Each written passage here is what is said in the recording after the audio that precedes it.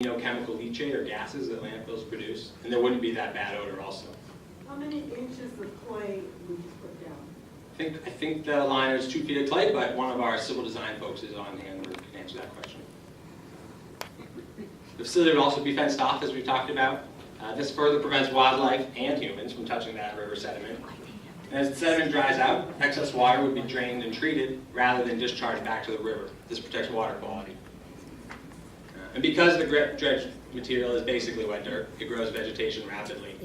Plant roots hold that sediment in place, controlling dust and erosion. And then lastly, the Corps of Engineers, we routinely sample and monitor the material while we're dredging. And this ensures that our sediment facilities are operating as designed. And so that's the project in a nutshell.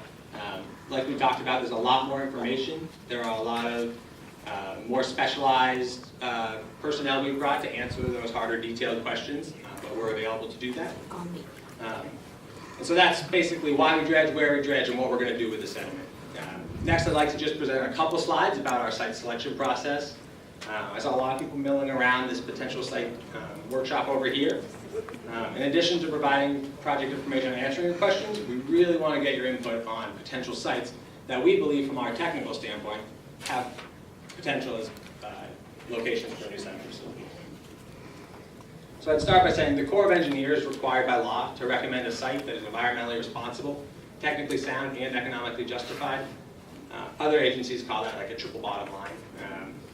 Based on these requirements, we have determined that any potential site for a new sediment facility would need to satisfy certain criteria. 3 of the most important criteria that we've identified are that the site should be located on land. And this is different from what we were doing in the 80s. This protects water quality and allows us to use Calumet Harbor sediment beneficially. It would have to have direct waterway access. This increases efficiency and keeps those trucks off the road like we were talking about earlier. And then be located on the Calumet River. This is where virtually all the dredging that we anticipate is located. And again, it creates efficiencies related to transportation. So, going through our analysis at this point, we've identified 9 sites that we feel may be potentially feasible, just from a technological standpoint. So those sites, we believe, could be environmentally responsible, technically sound, and economically justified. It'd have to be all 3 of those things to be a potential site for us. So we invite you to join our staff at these site selection posters, which a lot of folks in this room have already done, to discuss the potential sites and help us figure out which ones are best or worst, or least best or least worst. And a full list of the evaluation criteria we've used to get to this point are listed here. Size, they have to provide the capacity for the dredge material, the dredging we anticipated. We're trying to protect natural resources and avoid high quality habitat where possible. We consider current site use in our analysis with a preference for underutilized or vacant land. We're avoiding cultural resources.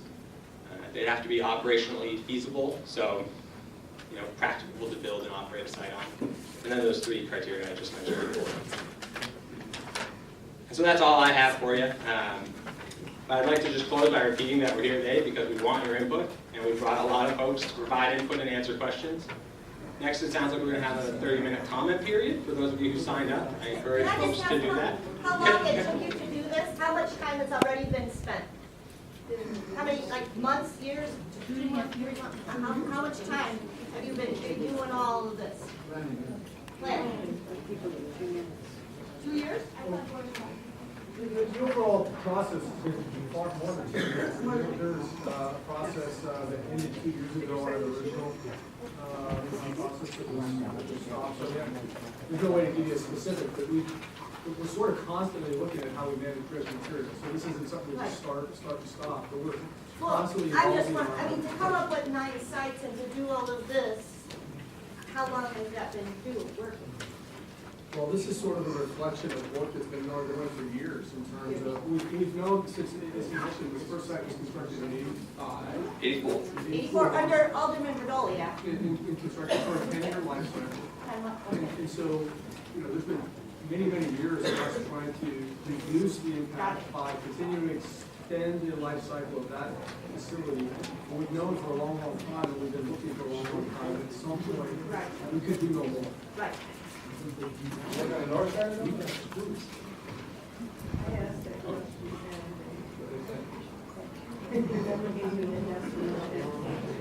People's field site, 30 acres over there.